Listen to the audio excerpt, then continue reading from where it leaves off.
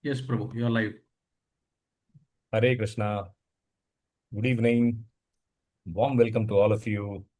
Thank you for taking time off on a weekend and joining our systematic study of Gita Amrutam Rasmalayam class. We are going to complete chapter 5, Action in Krishna Consciousness, Karma-Sanyasa Yoga. Agenda, we will do verses 23 to 29. We have the quiz, then we have audience reflections, and I assure you, we will have sufficient time to complete all our planned agenda. Let me start by offering obeisances to my dear Guru Maharaj, His Holiness Gopal Krishna Goswami Maharaj, my Shiksha Guru, Gaur Vilas Prabhuji. Let us start our session with Guru Pranam Mantra. Om Ajnanatimirandasya Gnananjanashalakaya Chakshurunmilitam Yena Tasmai Shri Guruve Namaha.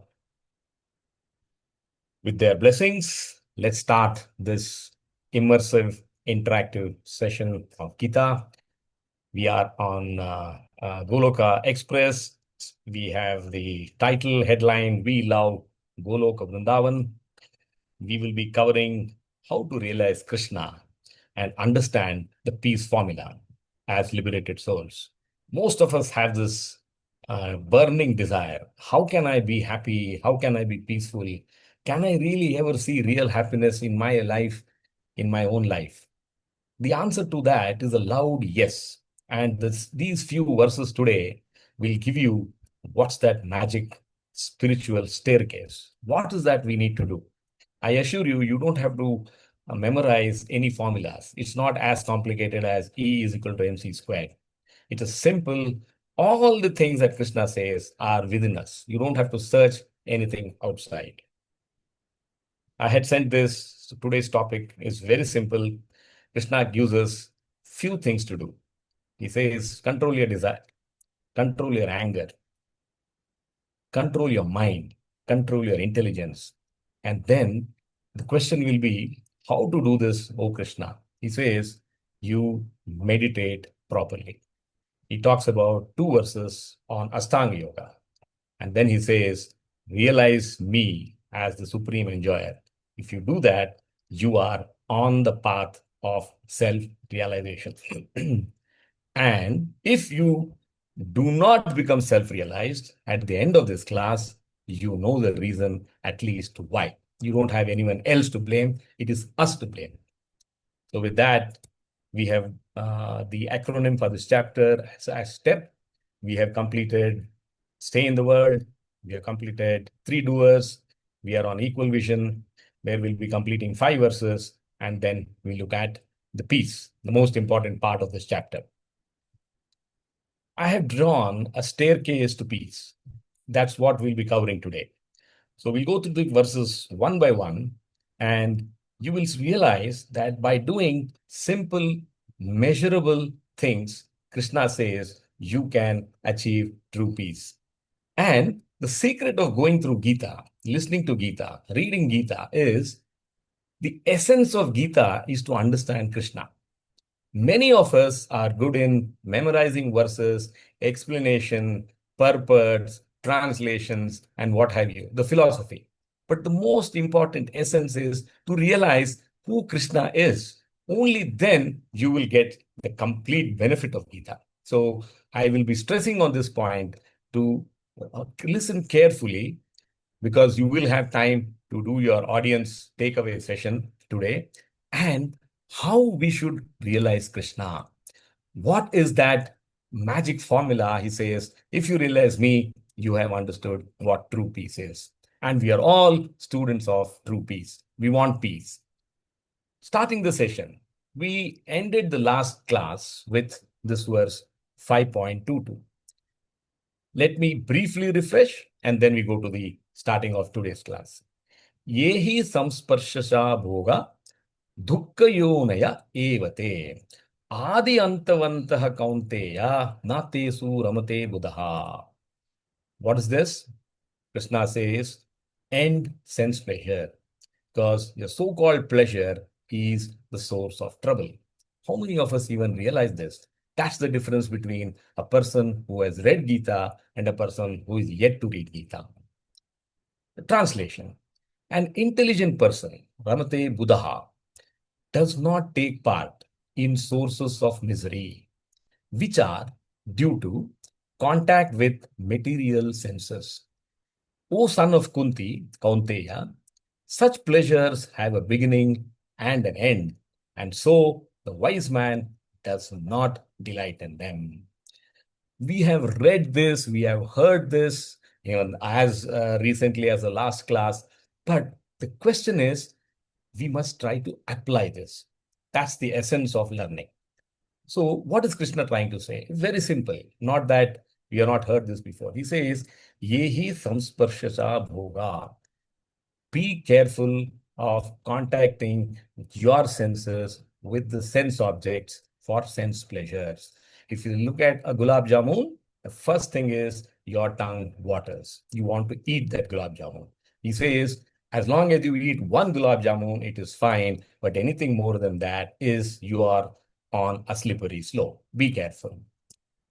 Dukkha yonaya evate. Look at the word. He is talking about dukkha yonaya evate. He says it's the womb of misery. Can anyone be more serious in saying this important statement using such a simple three-word line or four-word line, sentence, sloka, and he says, dukkha yonaya evate. It is the womb of misery. Adi ad antavantaha kaunteya. Remember, the misery has a beginning and an end. What are the three main takeaways from these first three lines? Material pleasure is temporary. It has a beginning, it has an end. It is a source, it is a womb of misery. Whatever you try to do with sense pleasures, remember, it is going to be like opening the doors and saying, oh dear misery, please step in. Be careful, be cautious, be aware. And it is binding in nature. We are susceptible. We are forcibly drawn towards sense pleasures. Prabhuji gave, before that, I'll give you this. What are the three characteristics of misery? It is unattainable. Why is it unattainable? You see so many good things, beautiful things in this world. Do you really have the time to enjoy each one of them? No. So you see good things, they are existing, but not all are attainable. Unpalatable. You may know that this restaurant gives you the best food, so you visit that. But in that place, not all dishes are to your liking, even though it is the best in town, only few may be to your liking. And it, even before you relish, you start relishing, the dish is over. So it is unpalatable. It is not going to be with you for a long time. It is fleeting, comes and goes. Unretainable. You cannot retain this beyond a few minutes. So why struggle with this temporary, miserable sense pleasure? Prabhuji gave us a lovely example. He said, all these sense pleasures are like a sandwich. You have an upper crust, you have a lower crust, and a small thin in between filling, which is tasty. The upper crust is called hankering as far as philosophy is concerned. You want that eagerly. The lower crest is lamentation. After you get it, you regret, oh, it is over. And that thin slice of pleasure in between, that is what drives you to have that sandwich. Have the sandwich is a misnomer. Grab that sandwich. That is the eagerness with which we go after sense pleasures. So Krishna ends this sloka by saying, Na tesu ramate buddha. Intelligent people are called buddha. Don't chase these traps. They opt for lasting spiritual joy. So if you have to end this learning, Krishna is not anti-pleasure. So don't mistake him. He's just saying, please understand what is preyas and what is shreyas. Anything short-term, he is anti-short-term thrill, that is preyas, with long-term bill. So we should be very clear, we should chase shreyas and not preyas. So with this brief refresh, we get into the first verse of the day. Saknoti haiva yashodum prak sharira vimokshanat kama krodhodbhavam vegam sayukta sa sukhi naraha. So if we have to memorize three words and keep it in our memories always, Kama Krodhodbhavam Vegam. If you can overcome desire, if you can overcome anger, you have found the answer to be peaceful while living in this world. You don't have to go to Goloka, you don't have to go to a forest, you don't have to do anything extraordinary. Living in your house with your relatives, you can be happy. You can be peaceful. Rest assured. So the essence is control impulses. We are tempted by the impulse. We don't think too much. Should we or should we not? We get into it immediately. So Krishna says, be careful. These are pleasures which come with a hidden punishment. Be cautious. Tolerate urge to enjoy. That's the tagline. What's the translation? Before giving up this present body, just imagine how gracious Krishna is. He understands that this is not so easy to do. It's not that he says within 1 week, within a month, within a year. He says, before giving up this present body, prak sharira vimokshanat. If one is able to tolerate the urges of material senses and check the force of desire and anger, he is well situated and is happy in this world. Can there be any simpler formula than this? Kama krodhodbhavam vegam. If you are able to control our desires, if you are able to control our anger, he says, you are going to be happy in this world. So all of us approach Gita saying that I want that magic formula to be happy. So take these three words away in your permanent memory. Kama krodhodbhavam vegam. What's the understanding? What's the explanation? Saknoti haiva yashodum. Shodum means tolerate. One must practice to tolerate. What do you tolerate? Tolerate your impulse, tolerate your urge. Don't overdo. Be cautious. You know that there is a hidden danger waiting for us. Prak Sharira Vimokshana. Then what is the time span for us to practice this and achieve some sense of mastery? He says, till you give up this material body. So Krishna is being so generous, so kind. He says, practice, practice, and practice. Practice makes a man perfect.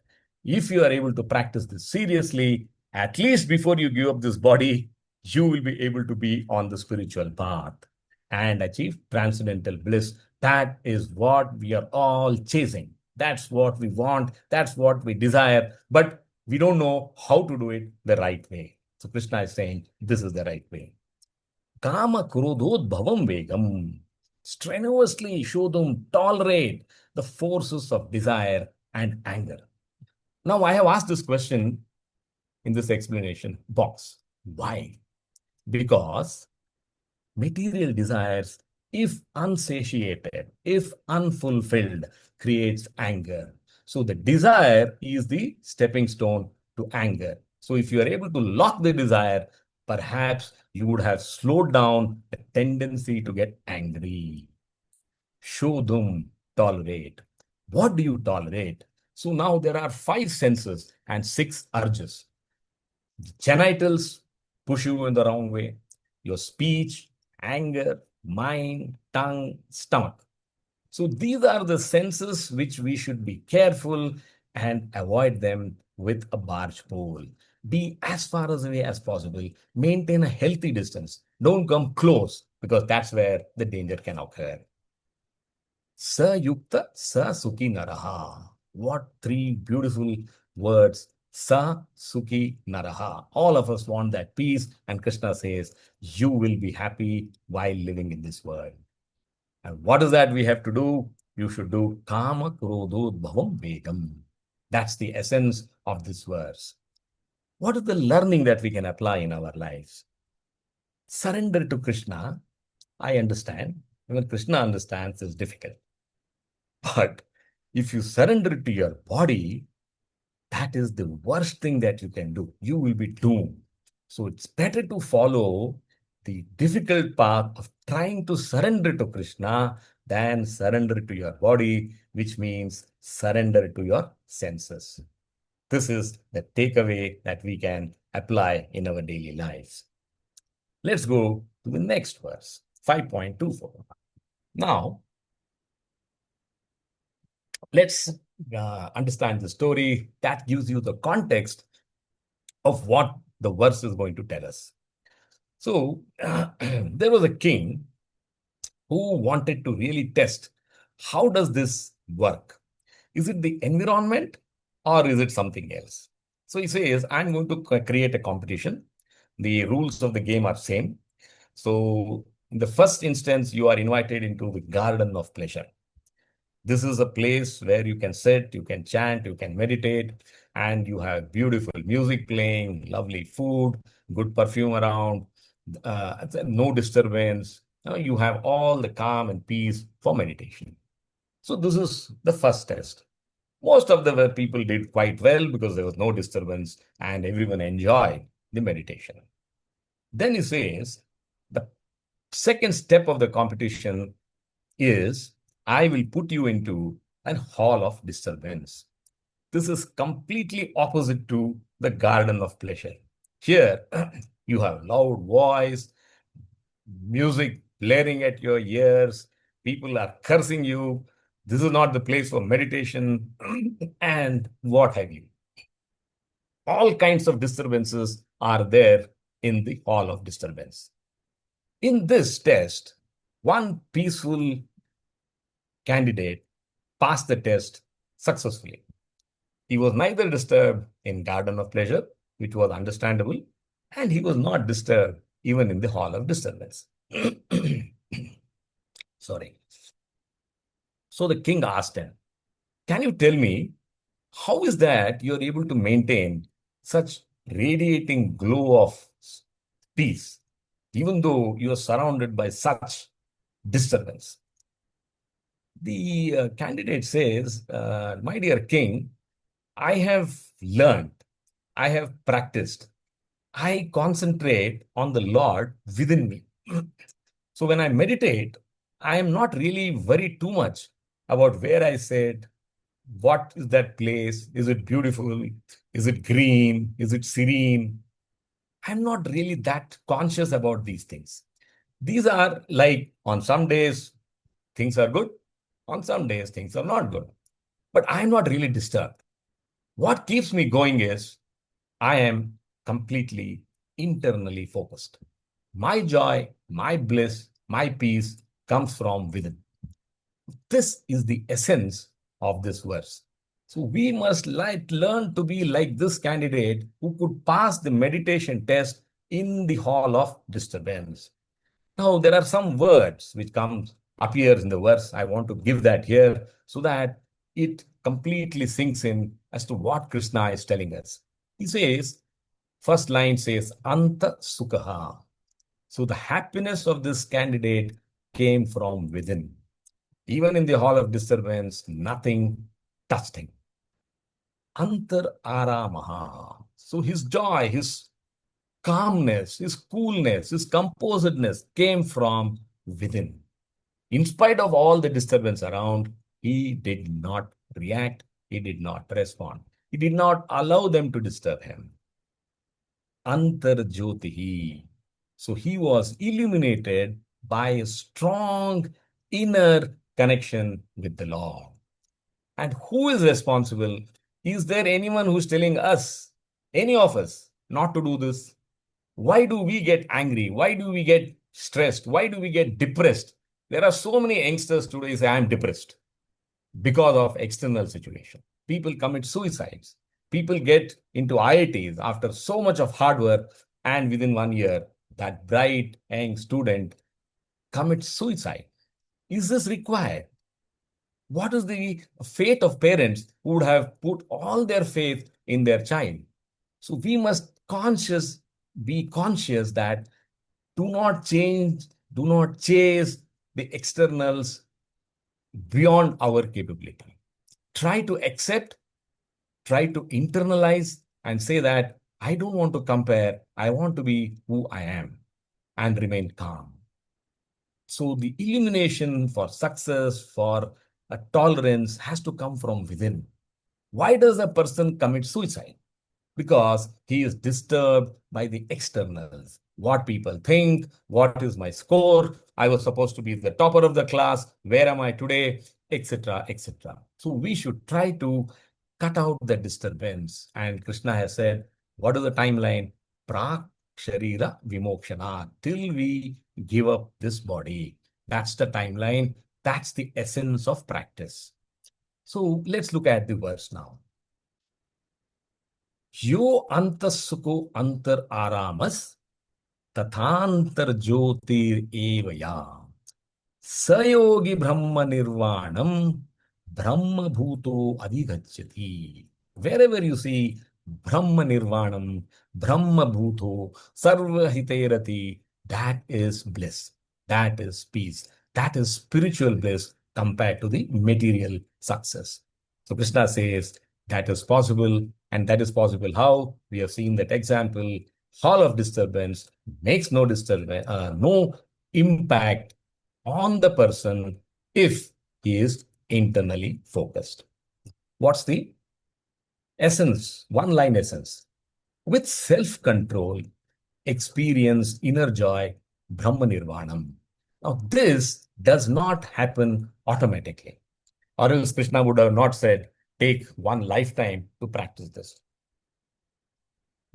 It does not come easy. It is difficult. One has to practice. Only then you will be able to experience inner joy. You must keep telling yourself that I have to stop reacting. I have to stop taking external disturbances within me and get disturbed. That is the essence of this verse. What is the translation? Let's go to this carefully. One whose happiness, we all want happiness, is within. So we must seek our happiness where? Within. Who is active and rejoices within. So the joy also comes from within. It's not because of what external things are happening. And whose aim is inward. His aim is inward to satisfy his Krishna who is sitting within him. He's not looking at anything outside him. Is actually the perfect mystic. He is liberated in the Supreme and ultimately he attains the Supreme. So if we want to go closer to Krishna, if we want to be embracing this internal bliss, we must follow this path. So Krishna tells you what is required and he also tells you what is to be done. And this is not the first time that he has said this. He has said this similar verse in the 3rd chapter, which we have already studied, where you see this, Yastva Atmarathir Evasyad Atmatruptas cha manavaha Atmani eva cha santustas tasya karyam na vidyate. If you see this here, it is Antar in this verse, it is Atma in the earlier verse.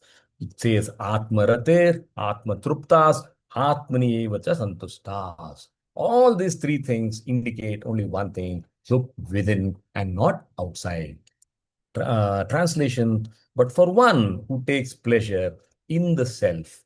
So you should be happy the way you are, whose human life is one of self-realization. Self-realization is not to please, is not to impress, is not to reflect glory. It is for peace within. And who is satisfied in the self only, fully satiated, for him there is no duty.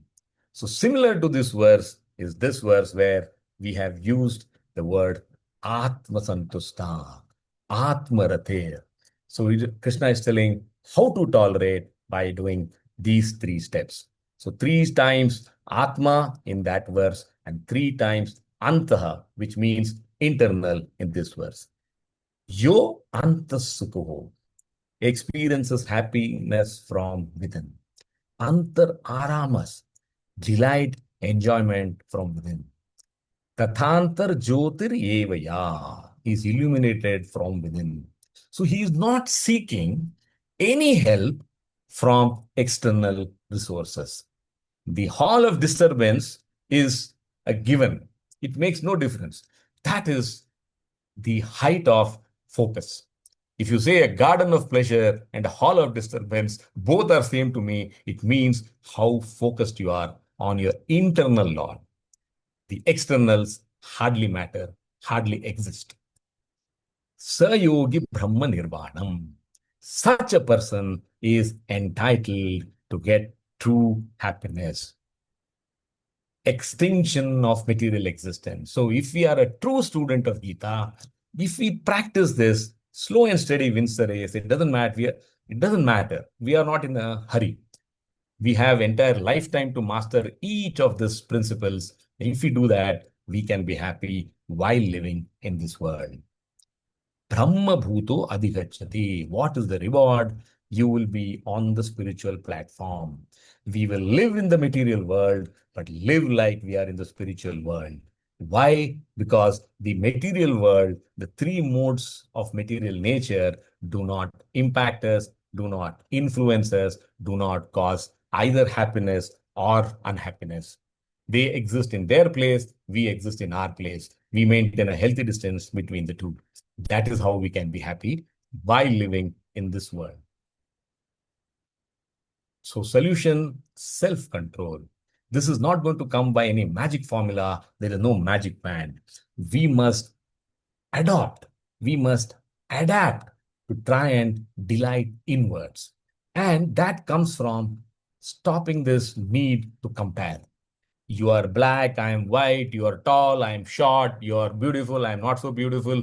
All these dualities we should try to minimize. Avoid is second step. At least start minimizing, saying that I am happy the way I am. And I would like to find that happiness from myself, from being me, not trying to be someone else. What are the learnings we can apply in our daily lives? Oh, the power is gone. I'm not sure how long will my backup last. In case we get disconnected, you all be on the line. I will redial again. So the learning is materialism centers on gaining. We want more. I want a bigger house, bigger car, beautiful wife, lots of wealth, etc. Whereas spirituality centers on regaining. What do you regain? You regain your connection, which is lost with Krishna. How do we regain that? By realizing if I want to be happy, if I want to be peaceful, if I want to be blissful, I must look for happiness within. Find Krishna within me. So, what have we studied so far? 5.22 pleasure is a trap. 5.23 we said control the urge. And 5.24 is the reward. What happens? You get inner joy. With this, we go to the next verse. Power has come. Thank God. So we go to 5.25. Again, let's start with the story. Here, the story is titled Story of a Compassionate Sage. So this verse describes how to be that sage while living here. It's not that since I have shown you a Rishi Muni, we must all be like him. This is a representation. What matters is what is his path? What does he do? How does he do? That's what we should try to adopt, learn, and say that, can I apply a little bit of it in my life? So, what is the speciality of this sage? He was living in a village and he was a no nonsense person, completely silent. He was, in the sense, he lived in a way that nobody was even aware of his existence. But he was always there to help if the villagers had any problem. So one day, the villagers came to him and said, we have found a snake. It is very violent and it is like trying to bite and create havoc in the village. And we have now decided to kill the snake. So this self-realized person says, killing is not the solution. If you all allow me, and look at his humility. He says, give me some time. Let me try and speak to the snake. In the sense, I want to influence the snake to see if it can change its colors, if it can change its character.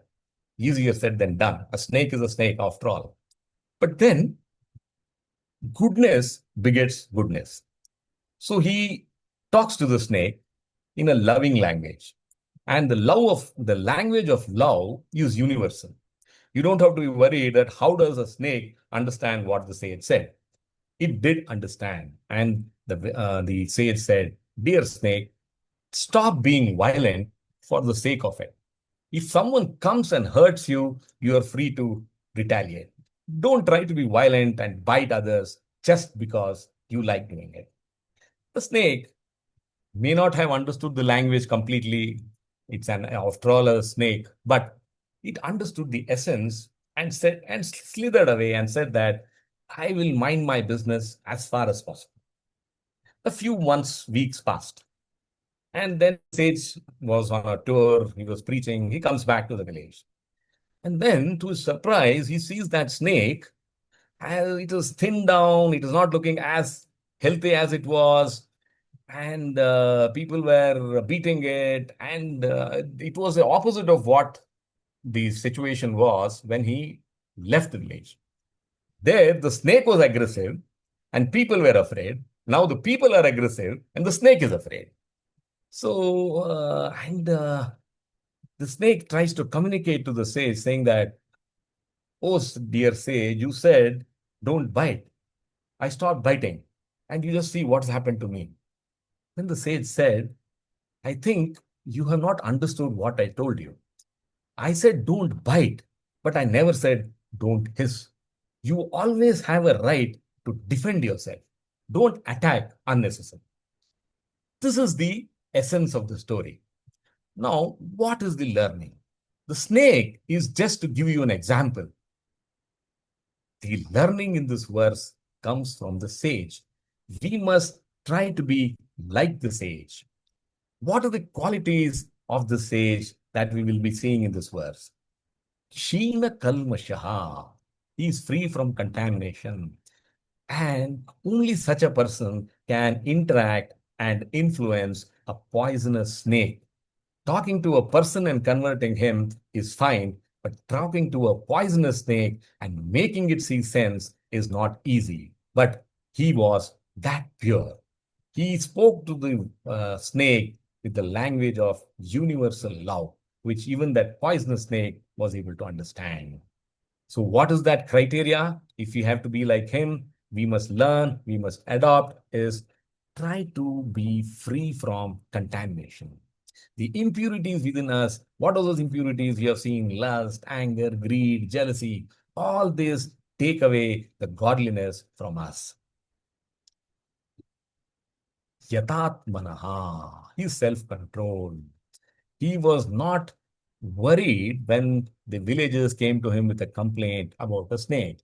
He did not, ridicule them. He did not say that don't bring the snake problem to me. I'm a saint. I'm engaged in my penance. Why do you want to disturb me? He says, your problem is my problem. And you have come to me because you trust in me. You have belief in me that maybe I have a solution. So, yatatmanaha, self-control. Chinna dvaidaha. These are all new terms in the sloka coming forward, but I'm trying to bring the essence out of it in this example, free from doubt. He never had that doubt whether the snake will listen to me. He was so steadfast in his belief that if there is a message of good, it will be reciprocated. Then, sarva bhuta hite rataha. What was his driving purpose of life? He was peaceful. He had no anxiety. He did not want anything from the village. He was well settled, but he always wanted to reach out. He was compassionate. He wanted to have welfare of others as his focus. So if he could help, he was able to step out of his comfort zone and reach out. So that is Sarva Bhuta Hite Rataha. So we must cultivate that to reach out and help whenever it's possible. Many a times, maybe we have to step out of our comfort zone.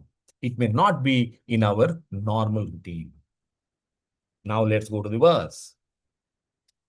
Labhante Brahma Nirvanam Rishya Kshina Kalmashaha Chinna Dvaida Yatatmanaha Sarvabhuta Hiterataha. Purified heart, free from sins. Is it that this sage was gifted a heart which is different from us? His heart was pure and our heart was impure? No. All of us are born with the same heart. But what matters, what makes the difference is he endeavored to remove the impurities and become free from sins. And what is that we should do? We should endeavor to remove the sins to the extent possible from our lives. We must try to become pure. Translation. Those who are beyond the dualities that arise from doubts, whose minds are engaged within, who are always busy working for the welfare of all living beings, Sarvabhuta Hiterataha, and who are free from all sins, achieve liberation in the Supreme. So, living a life of piousness, living in the mode of goodness, is the key takeaway. So we should not hurt others. We should not envy others. We should try to help others whenever it is possible. Even if it means slightly going outside our comfort zone, we must try and do it because that is the universal language of love. Reach out to a person in need. Labhante. Labhante means attains. All of us can attain this. There is no ifs or buts. There is no pre-qualification that Krishna has given here. Labhante attains, that is being free from contamination. So this is the big requirement. We must try to purify ourselves. Then we will be situated on the Brahma Nirvanam platform. That is the spiritual platform. Chinna Dvaita, we have already seen this, beyond dualities. There is no problem which is small or big. A problem is a problem. You should try to see the problem from the person who is suffering the problem. Don't try to generalize. Don't try to judge and say that, oh, well, if the snake wants to bite, you close your doors. That is trying to be flippant. That is trying to be an escapist. If they have come to you with a problem, listen to them carefully and say that, well, let me try and see what is that I can do. Let me attempt rather than try to give them advice. Yatat manha, focused on realizing the soul. Rasaya, turn inwards. This is the golden words. Krishna always says, look for everything within. Every problem that we face in the world has a solution from within us, not outside us. Kshina kalmashaha, free from sins. Sarvabhuta hiterataha, engages in welfare activities. And what is this Sarvabhuta hiterataha? Bring Krishna in everything that we do. Whatever may be our daily routine, we must make Krishna the center of it. We may not be perfect. We may not be free from lust, anger, greed. When we attempt this, it doesn't matter. But Krishna has said, you have a lifetime to improve yourself, purify yourself. And purification is sadhana. Whatever we do in terms of chanting, visiting temples, visiting dhams, association of devotees, doing charity, all are trying to cleanse ourselves from the impurities. What are the learnings? Purify yourself. It's a lifelong activity. Serve others and peace becomes permanent. So what have we learned so far? 5.22 is pleasure trap. 5.23 is control the urge. 5.24 is inner joy. And 5.25 says purified heart. Let's go to the next verse. Story of Buddha and the angry young man. I'm sure most of us would have heard this in one context or the other. This story has a lot of bearing on this verse. So Buddha is with his disciples. He's preaching them early in the morning. And then there is one youngster who rushes into that meeting very angry, and he doesn't like Buddha and he doesn't like his teachings. He comes and starts shouting at him, yelling at him, and says that I don't believe in what you say. It makes no sense to me. And even tried to spit at Buddha. And there was stunned silence amongst his disciples because imagine someone coming, an outsider who has nothing to do with Buddha, and behaving so rudely. So, but Buddha remained calm, peaceful, no change in him. And this young man said, are you not wild at me? I am insulting you in front of your disciples. Buddha says, let me ask you a question. He didn't even respond. He said, if there is a gift that you bring and that gift is not accepted, what do you make of it? Who does the gift belong to? The young man thought, he says, if I have brought the gift and I don't give it, the gift remains with me. So he says, yes, of course, the gift remains with me. Then Buddha said, if you are angry, if you are abusing me, if you are spitting at me, it is the gift that you had brought. And for me, I don't want to accept your gift. So the gift remains with you. What is there for me to get afraid or angry? Nothing changes for me. I will continue my preaching. That is the essence of how you can control your anger. I know the story makes it look very simple, makes it look very easy, but the essence is we must try to be there. If you don't accept the insult, that is the learning. All of us want to be peaceful. All of us want to be in a place where we don't get angry like Buddha, but there is only one Buddha. Why? Because don't accept that insult. Then doesn't become your disturbance. Whatever may be the provocation, don't react. You say that it is yours, you are abusing me, so you be happy. It makes no change in me. This is the essence of this verse. Let's go to the verse. Again, very, very famous Kama Krodha. Kama Krodha Vimuktanam Yatinam Yatachetasam Abhito Brahma Nirvanam Vartate Vidit Atmanam. So Krishna is saying one can attain liberation soon by following this. Kama Krodha Vimuktanam. After some time, even if I were to ask you in your dreams, you should be able to say, Prabhuji, I don't remember the sloka, but certainly I remember these two words. The golden words are control your anger, control your desire. Kama and Krodha. And they are pretty rhyming, KK, Kama, Krodha. Easy to remember. What's the translation?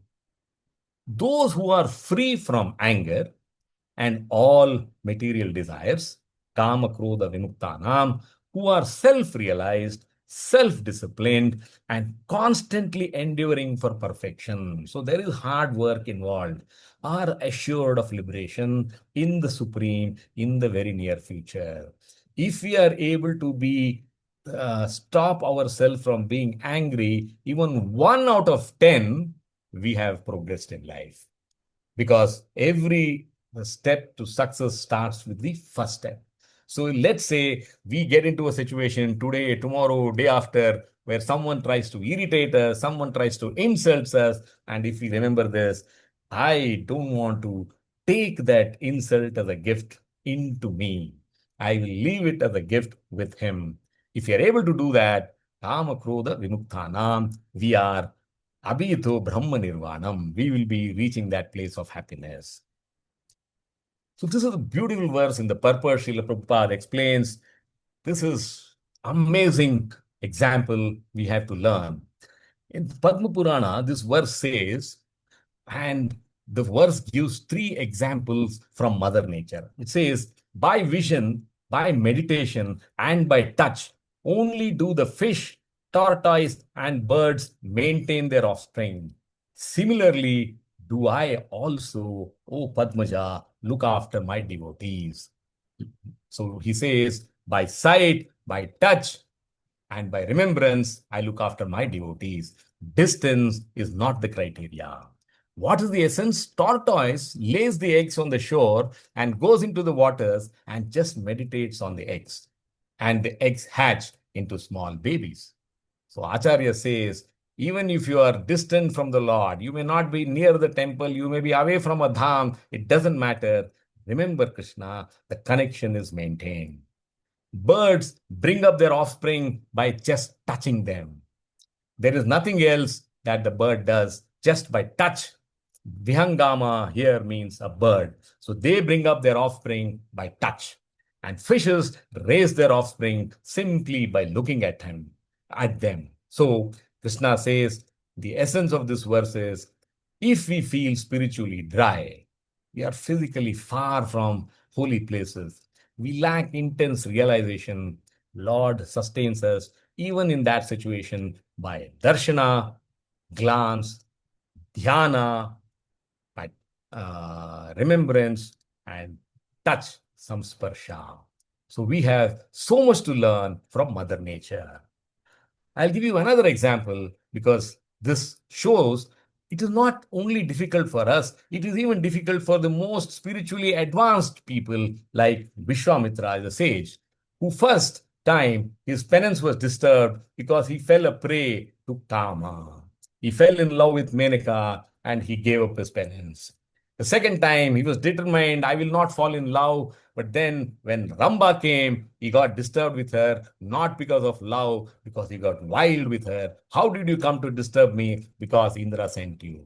So, in the first case, he was a victim of Kama. In the second case, he was a victim of Krodha.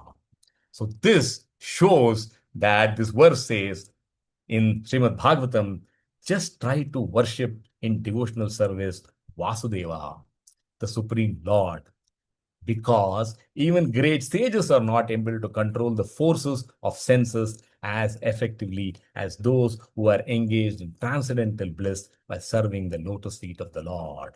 So the desire for fruitful activities, it happens by remote, it happens by reflex. So Vishwamitra was so powerful, so gifted, but still he fell a prey. So we must understand the task is not easy.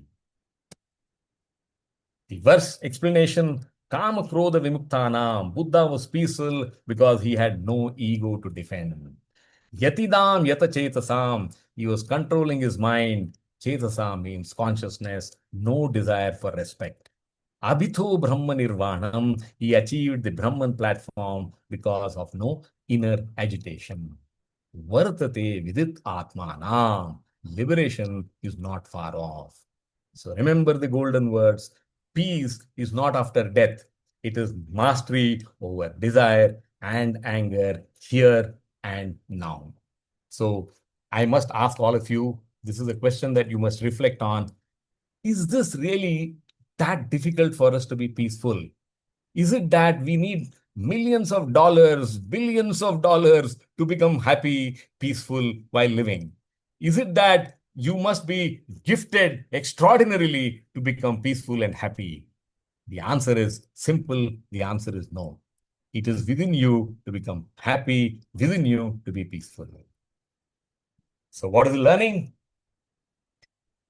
When we control our desires and angers and stay spiritually focused, we experience real peace right, sorry, right here, right now.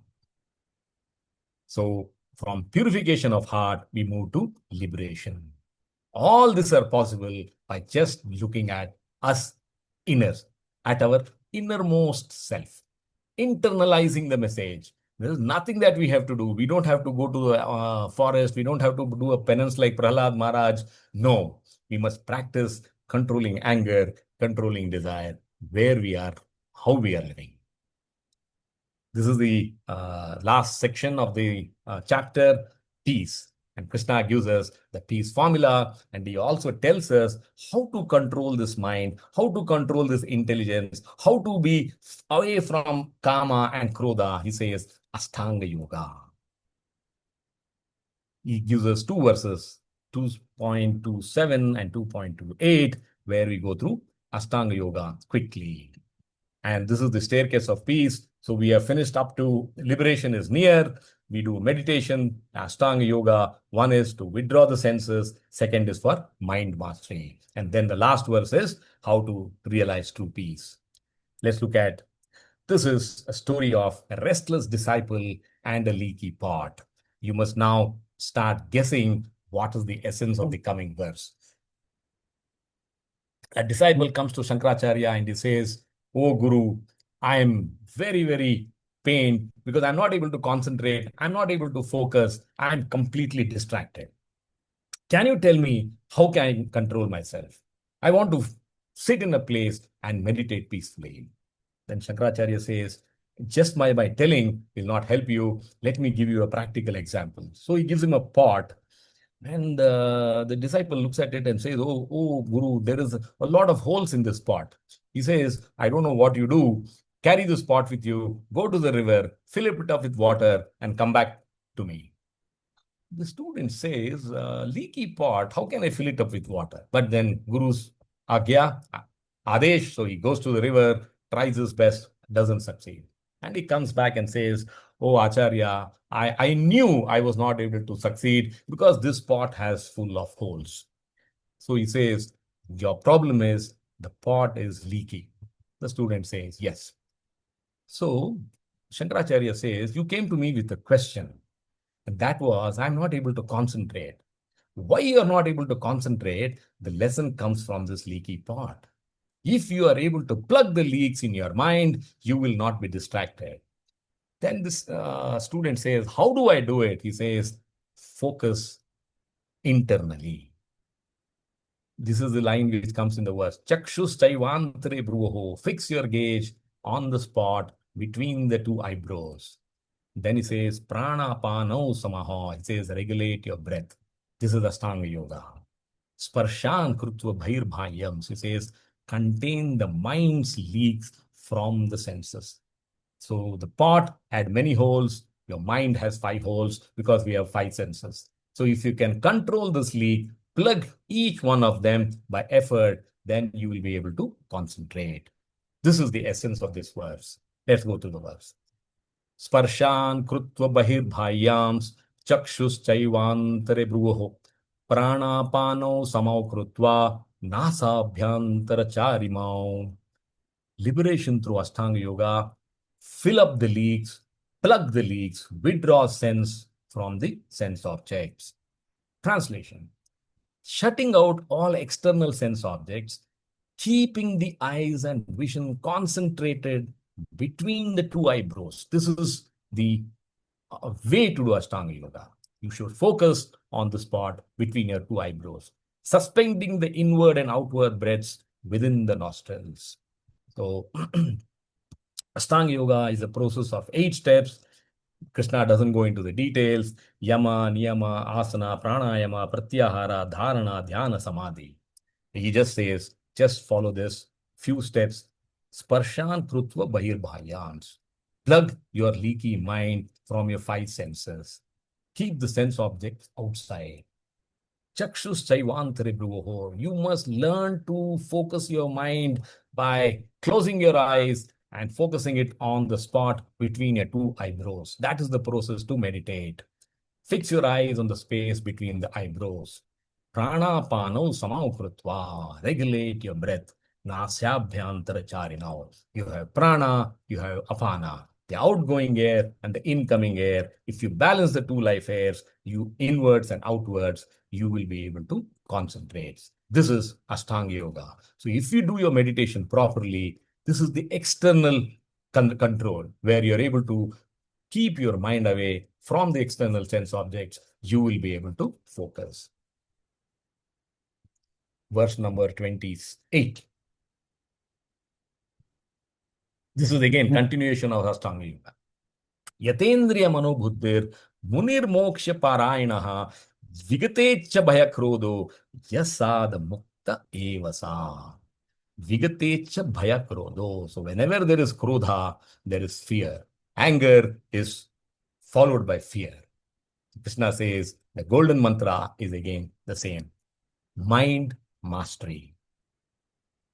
Thus, controlling the mind. So here he is giving you the complete, it's not just if I control the mind, it is enough. He says controlling the mind, the senses, and intelligence, all the 3 put together, the transcendentalists aiming at liberation become free from desire, fear, and anger. One who is always in this state is certainly liberated. Sada mukta evasa. So we all want to be liberated, and this is the magic formula. If you don't want to follow devotion, if you want to follow the path of Ashtanga Yoga, Krishna has given you the path, and he says, Yatendriya Manobuddhir. Bring your mind, senses, and intelligence under control. Intelligence is the decision maker.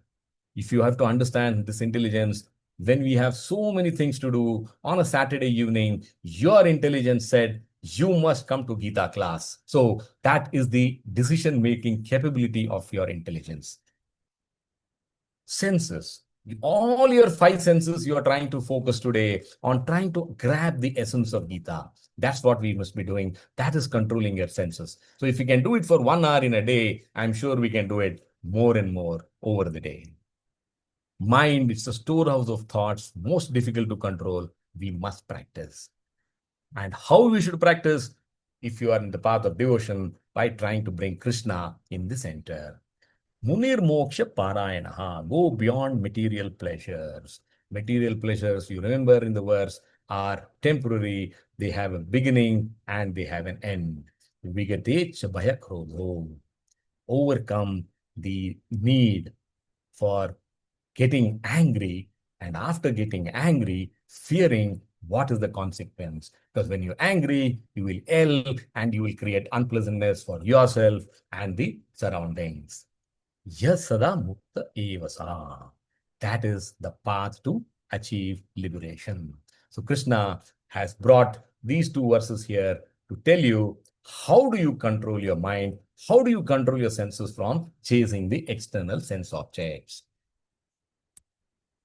So this is from liberation is near. We went to meditation. The first 5.27, we have understood how to withdraw our senses from sense objects.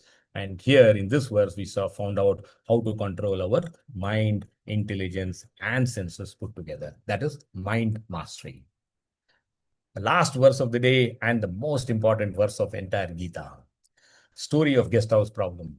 Please listen carefully. Everything is in form of a story. You don't have to remember, you don't have to memorize anything. Just get the essence. In this story, it begins of a group of travelers. They are out on a picnic, and then suddenly there is a storm and they don't know what to do. They rush towards the nearest available accommodation. It's a guest house, and they take shelter there. They are free from the storm. So no rain, no, they are sheltered nicely.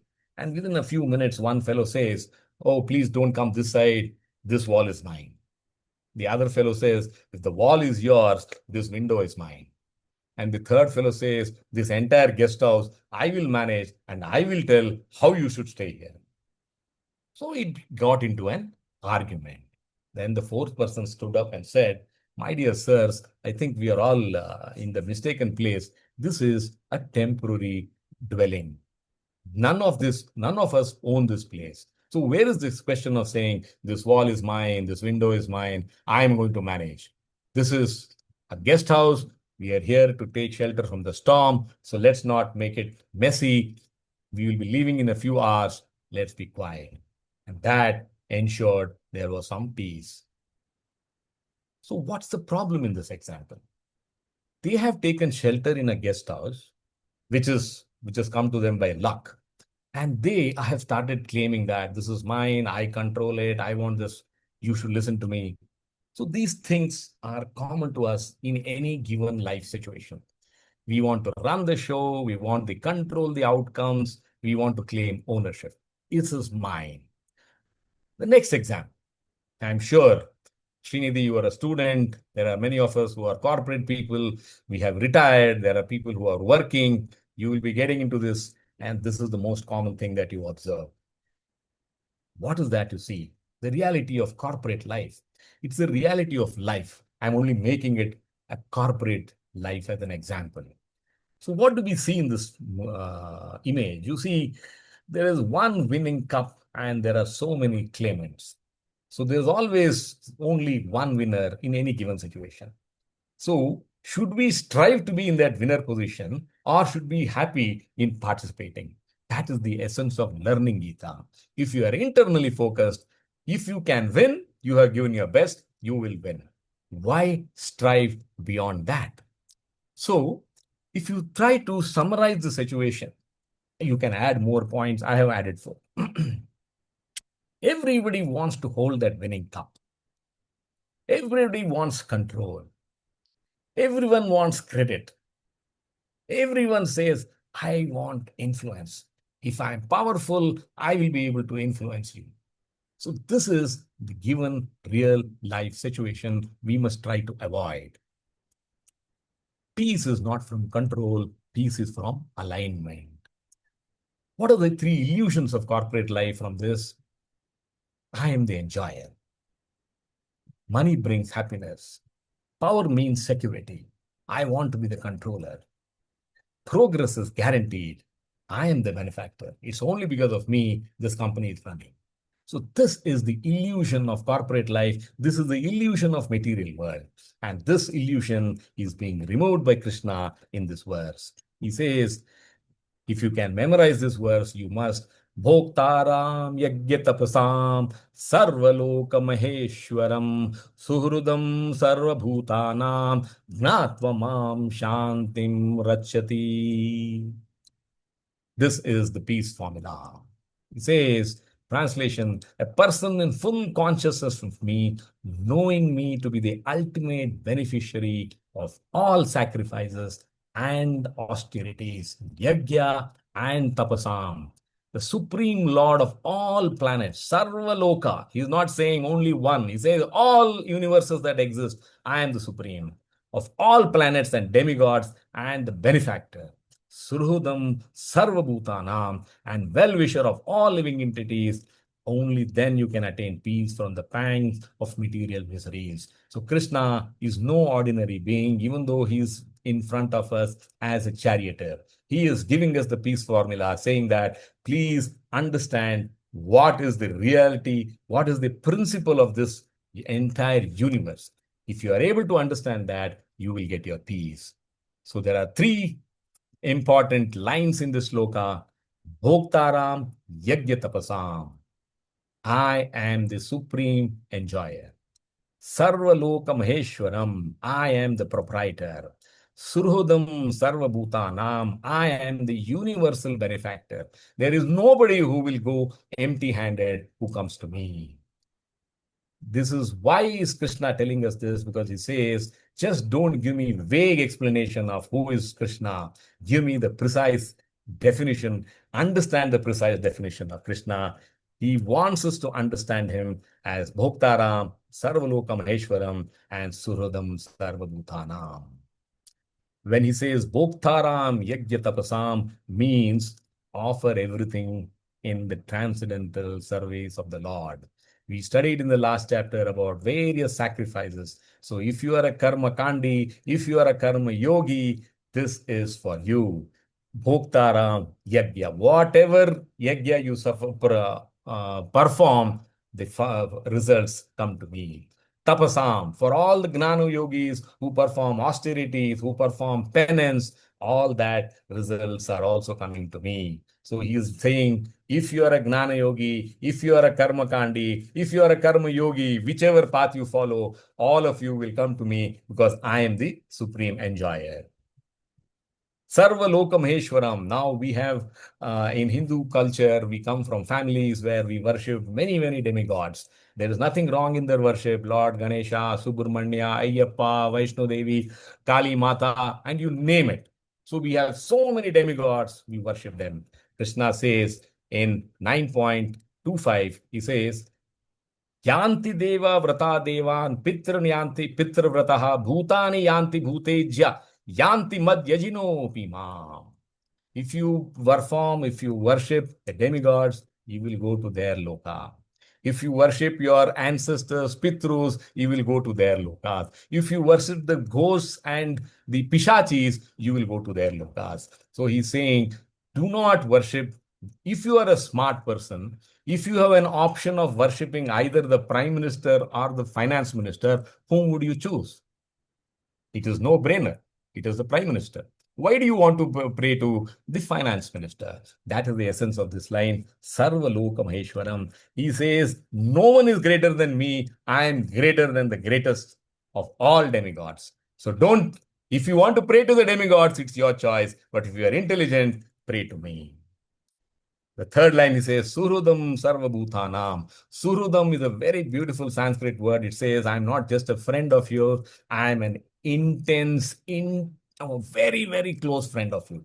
You will not find a closer friend than Krishna in this entire universe. He says, Sarvabhutanam, I am sitting here as your beneficiary, I am as your benefactor. So why are you not understanding this fact? This is a beautiful verse from Srimad Bhagavatam, where he is now, this line is for all the Astanga yogis who want to worship the Lord within themselves. So he says, I am Srudam Sarvabhutanam. So he is the Supreme Lord for a Karma Kandi, Karma Yogi, Astanga Yogi, Gnana Yogi. So you may follow any path, ultimately realize and recognize, I am the Supreme, surrender unto me. Jnatva understand, Shantim, inner peace, Rachati, you will obtain. One who knows me thus attains peace. Very, very important thing. After reading Gita, we must understand what is the position of Krishna. There are people who say no God. If you believe, if you're an atheist, then there is no peace. If you know what Krishna is, if you know God, if you know what Krishna is, what he stands for, you know peace. This is the peace formula that Krishna has given us. The learnings we can apply, our greatest weakness is our unwillingness to believe in Krishna's love for us. He is loudly saying, I am your benefactor. All that we must do is surrender unto him. Thank you very much. With that, we finish the session. I come to the quiz. Prabhuji, shall we start? Yes, Prabhu. Here it is, the first I am question. the watchdog. In 5.23, who is described as Yukta Sasuki Naraha, truly happy, is one who, the first choice, avoids all desires permanently, suppresses anger through force, renounces work to avoid provocation, tolerates urges of desire and anger before quitting the body. I must say, we have quite a few absentees today. So all of you, all the others should feel that, wow, this field is open. And I see two hands. I think Saptadeep Saptadeep. raised it first, Prabhuji. Correct. So Mitali, I will give you the chance a little later. Saptadeep, over to you. Hare Krishna Prabhuji, Dhanavad Pranam. Dhanavad Hare Krishna. Pranam. Yeah, it's option D. Are you sure? Yes, Prabhuji. Shall I lock it? Yes, Prabhuji, you can lock.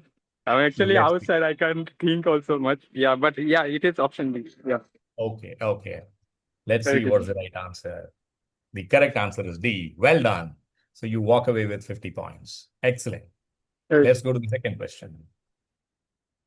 In 5.24, we saw this three words coming consecutively. Anta Sukha, Antar Arama, Antar Jyotihi. Together, primarily indicate. First option is a mystic absorbed in impersonal Brahman realization only. One who finds pleasure, recreation, and illumination from within. One who finds pleasure, recreation, and illusion from within. One who meditates only in darkness. I see Srinidhi, over to you. Option B, Prabhuji. Option? Option B. That is one who finds pleasure. Or D? B is for Balram. B for Mandra. Perfect. Are you sure? Yes, Prabhuji. Let us see the right answer. The correct answer is B. Well done. So 2 out of 2 today. Excellent progress. Fantastic. Question number 3. According to Gita 5.25 and 26 verses, freedom from material miseries is attained by those who are free from dualities and work for the welfare of all beings. Perform elaborate Vedic rituals sincerely. Practice severe bodily austerities with focus. Simply control their breathing techniques. Srinidhi, Mithali. Now, both of you raised your hands almost at the same time, but I'll give it to Mithali because she had tried the first time too. Over to you, Mithali. I hope you don't mind, Srinidhi. Option A, Prabhu. Sure? Yes. Shall I lock it? Yes. Okay, let's see. The correct answer is A. Well done. 3 out of 3 today. Fantastic. Let's go to the fourth question. In the meditation process described in 5.27 and 28, controlling the senses, mind, and intelligence is meant primarily to, first option, achieve supernatural powers, siddhis. Focus consciousness steadily for liberation. Gain control on all physical movements.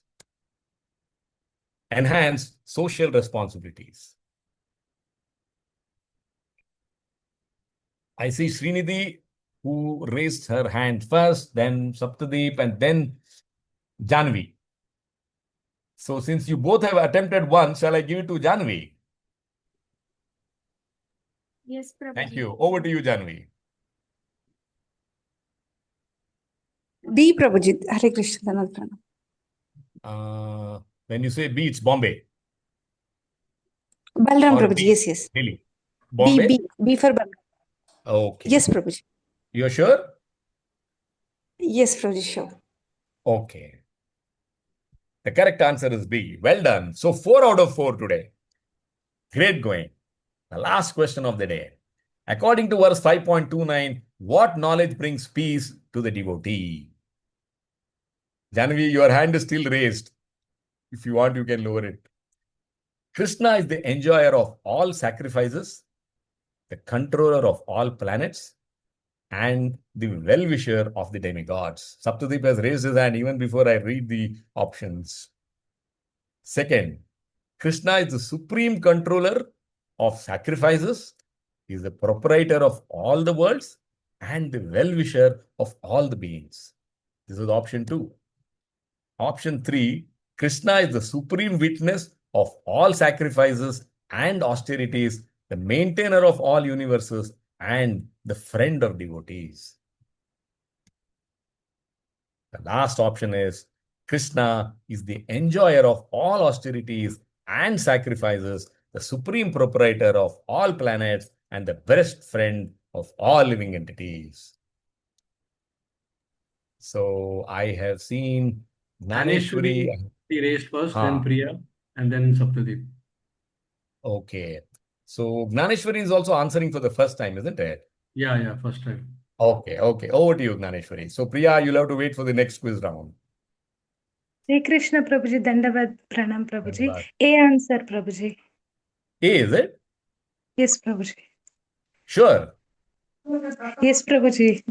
You have gone through carefully. Yes, Prabhuji. Okay. Shall I show the answer? Yes, Prabhuji. Okay. The correct answer is D. So the first question where you couldn't get it right. So all the options looked similar. So there is a play of words. So the right answer is D. I'm sorry. But well tried. Only 1 out of 5 you couldn't get it right. Better luck next time. Thank you very much. With that, we come to the end of the session. And now, if you have anyone wants to say anything for 1 or 2 minutes, make it short, brief, sweet. What is your reflection of the day's session? Has it made your life easy in any way?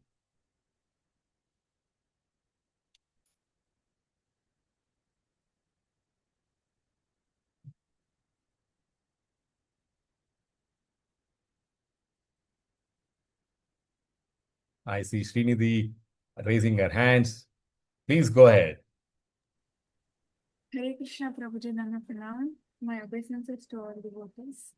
Thank you very much, Prabhuji, for today's very practical session. Controlling karma and krodha, like anger and desires, and the best thing is that to tolerate all of them. And all the verses were really practical, Prabhuji, for me. And the second thing is that in today's class, I personally want to share that my favorite verse was 29th verse, 5.29, because first time when I heard Bhagavad Gita, since my childhood, I had this desire of having a very close best friend. But somehow or other, I couldn't have any one best friend, and I was going through so much in my life. So I had no one to share, at least. So every night I used to cry. So I used to think, I used to believe in God, but I don't know anything. But because somehow by arrangement, my sister had this desire to hear Bhagavad Gita, and like that, we got into that. And at that time, I don't know that there is like Bhagavad Gita also. So I was such ignorant at that time. So my mom said, "You hear with your sister like that." So when I first sat with my sister, first chapter in that Arjuna's symptoms, when in that it is mentioned, I thought like, yeah, these are also my symptoms in my life. Then in second chapter, Krishna talks about the soul and so many things. So I thought I had many questions also. So they got solved. I was thinking, what is this book, Bhagavad Gita? And I heard like, I don't know that like Krishna, Arjuna, Pandavas, that also at that time. So I used to think in Bhagavad Gita is written Bhagavan Vacha. So I used to think, okay, God is speaking. So and then when it came to fifth chapter, then they mentioned Suhridam Sarva Bhutanam. Then I was like, oh, there is someone who is friend to everybody, and he's claiming. So like that, somehow this verse became very dear to me, and I thought I had to really go deeply. What is this all? What is this all? Krishna consciousness. So this is very connected to me, Prabhu. Thank you very much, Hare Krishna. Very good. Outstanding. So it's not just about karma and krodha. You also give us a personal example as to how you could relate to Gita and how you could find your dear friend. Fantastic. Very happy to hear. So before we close, one more, if you can squeeze in anyone. I saw one hand go up and then it has now gone down. Who's that? I don't remember. Or I'm imagining. I don't know. If no one has anything to say, then thank you very much. We will close the session. Thank you very much, Prabhu. I think it was a fantastic session, and our Srinidhi's reflections were really very good, very practical, and that verse is my favorite too, 5.29. Of course, there are several verses now over a period of time it has become favorite, but this one is a very practical verse, and whenever our morale is down, this verse can pick us up. That's the significance of this verse, and nice examples were covered today. So thank you, Srinidhi, for being very active and then sharing with us your realizations and reflections so well. So we look forward to the participation next week also, all of you, and try to connect with the more family members in our group, and if possible, invite them, because it's quite possible that sometimes over a period of time, there's a slackness, initial interest automatically subsides, and so try to motivate each other, because Bhagavad Gita is a very interesting, literature, and we should know how to take out the essence from each verse. Then our interest will grow exponentially. So with that, we'll end today's session. Have a nice weekend, all of you. Krishna conscious weekend. and see you all tomorrow. Until then, Vancha Kalpatarubhyascha Kripa Sindhuvaevacha Patitanam Pavanebhyo Vaishnavebhyo Namo Namaha. Hare Krishna. Vaishnavrinda ki jai. So I'm ending the session now. Thank you once again. Hare Krishna.